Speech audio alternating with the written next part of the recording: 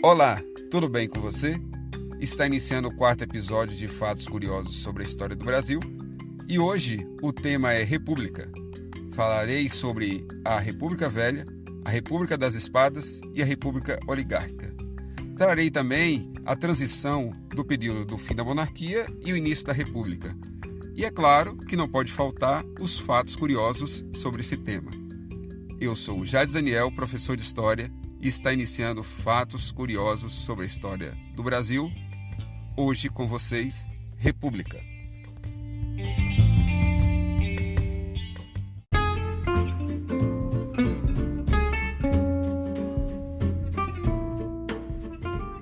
Então, se você quer gravar também o seu podcast e ser ouvido nas principais plataformas de áudio do planeta, eu indico a ferramenta da Anchor, A-N-C-H-O-R,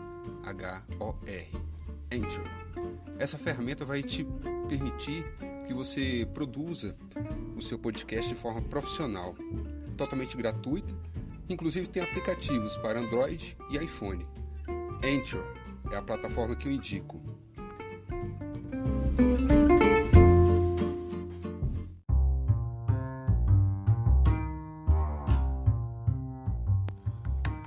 Numa monarquia, quem tem a palavra final é sempre o rei.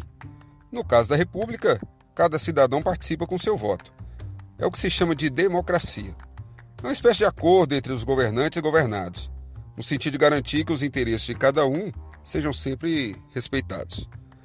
A realeza no Brasil parecia firme e forte. Nossa economia, baseada na plantação de café, ia muito bem. E Dom Pedro II, que era um rei preocupado com a cultura do país, ao que tudo indicava, estava cada vez mais popular. No entanto, essa calmaria não iria durar muito tempo.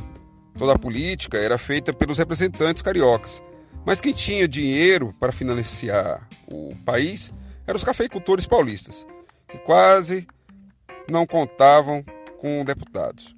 Foi por isso mesmo que nessa época foi fundado um partido republicano, formado pelos paulistas. O exército brasileiro, que lutava na Guerra do Paraguai, voltou do combate com uma nova mentalidade. Os militares se negavam a perseguir os escravos fugidos, que haviam lutado com eles na guerra, e exigiam novas posições na sociedade. A igreja se desentendeu com Dom Pedro II por causa da maçonaria.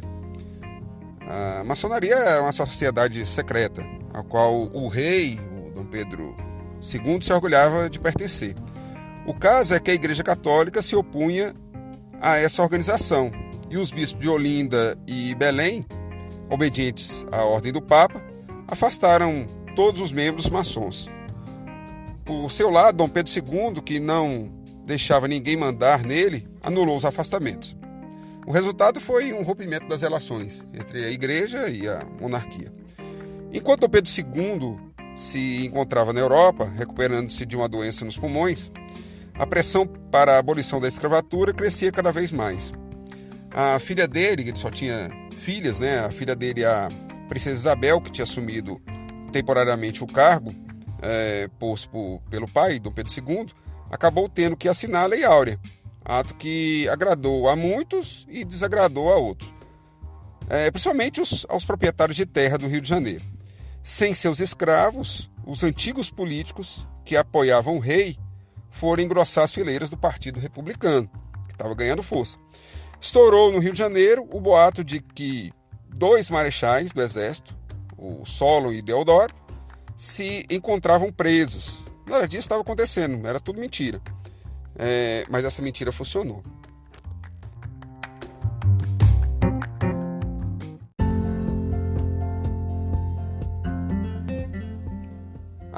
Antes que eu me esqueça, se você gosta desse tipo de conteúdo ou sabe de alguém que gosta de história e de curiosidades sobre a história, você pode, além de ouvir, curtir e compartilhar.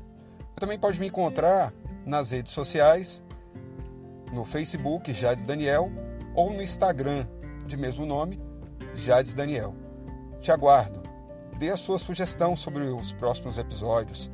Dessa forma você vai estar incentivando a que eu produza sempre e cada vez mais novos podcasts com novos assuntos. Um abraço.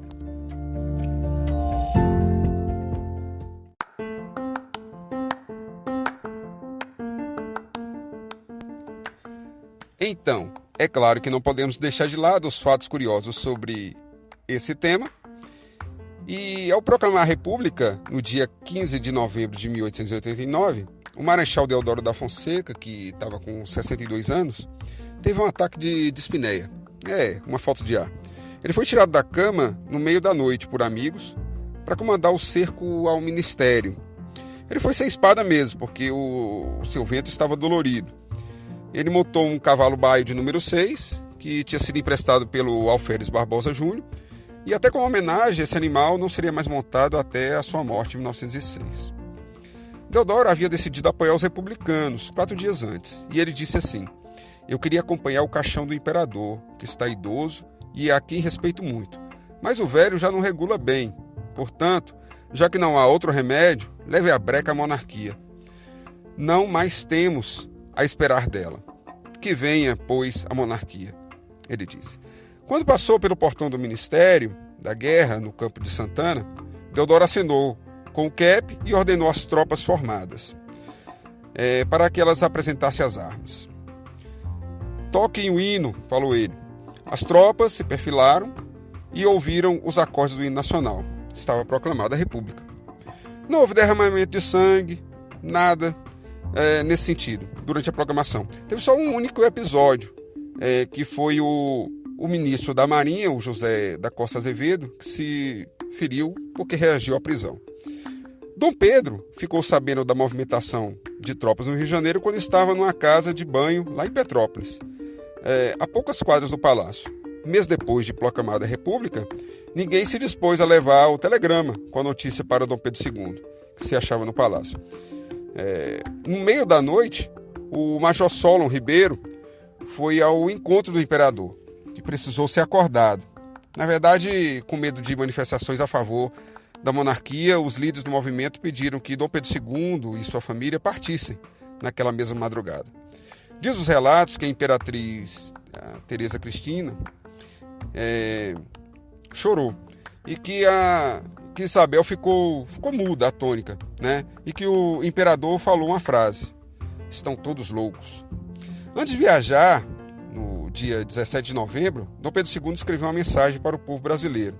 Ele escreveu assim: "Cedendo ao império das circunstâncias, resolvo partir com toda a minha família para a Europa, amanhã, deixando a pátria de nós estremecida, a qual me esforcei por dar constantes testemunhos de entranho amor e dedicação durante quase meio século, em que me desempenhei o cargo de chefe de Estado. Ausentando-me, eu, com todas as pessoas de minha família, conservarei do Brasil a mais saudosa lembrança, fazendo votos por sua grandeza e prosperidade." No momento de embarque, o imperador recebeu um convite do seu sobrinho, Dom Carlos, rei de Portugal, o qual punha à disposição dele um dos seus palácios em Lisboa. Dom Pedro II agradeceu, mas não aceitou a oferta que tinha sido transmitida por ele. E no dia 5 de dezembro de 1889, o navio Alagoas chegou a Lisboa. A viagem de Dom Pedro II e sua família durou 18 dias. Apesar de ter sido recebido com honras, ele preferiu se hospedar com a imperatriz no hotel na cidade do Porto. Depois de 23 dias, a dona Teresa Cristina faleceu no quarto de hotel. Dom Pedro II morreu deitado num travesseiro que dizem que ele encheu com terras brasileiras.